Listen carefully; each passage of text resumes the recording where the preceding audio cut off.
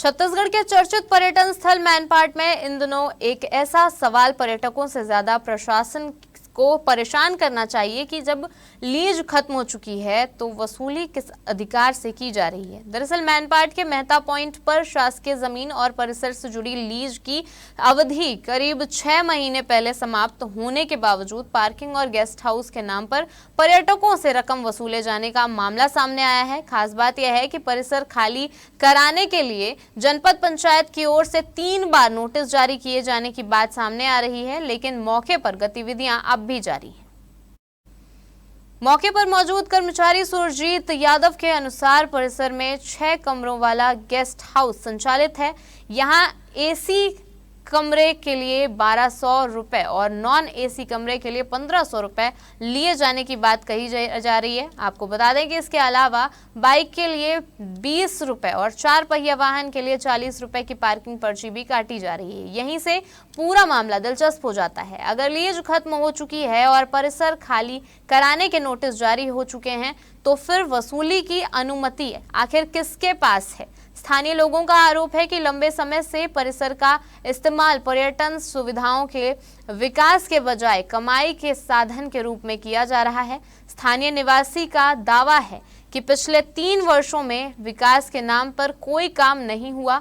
मामले में सबसे बड़ा सवाल सिर्फ पार्किंग की 20-40 रुपए की पर्ची ही नहीं है, बल्कि सवाल यह है कि शासकीय जमीन पर अधिकार खत्म होने के बाद भी अगर निजी स्तर पर पर्यटकों से शुल्क लिया जा रहा है तो उस रकम का हिसाब किसके पास है और राजस्व किस खाते में जा रहा है। जिला पंचायत सीईओ ने मामले को जनपद पंचायत, एसडीएम और डीएफओ के क्षेत्राधिकार से जुड़ा बताया है और इसी के साथ ऐसे में जिम्मेदारियां अलग अलग विभागों के बीच घूमती नजर आ रही है।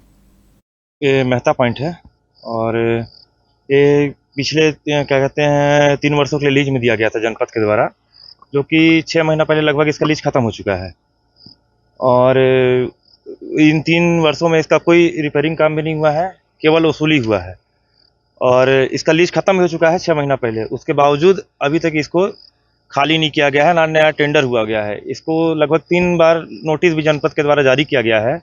देखिए, बेसिकली जनपद पंचायत मैनपाट का मामला है और जनपद पंचायत की सामान्य सभा ने इस पर पूर्व में कोई कार्रवाई करी थी।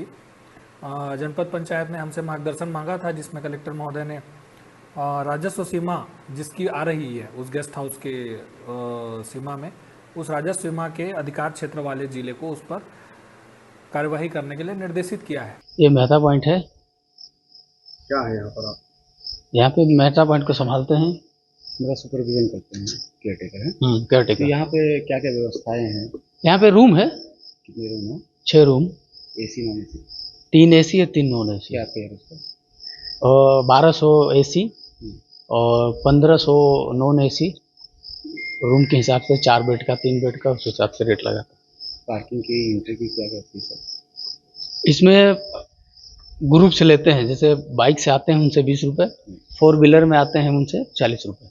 मतलब कि पर पर्सन ही? नहीं, पर्सन नहीं, खाली पार्किंग का ग्रुप के हिसाब से।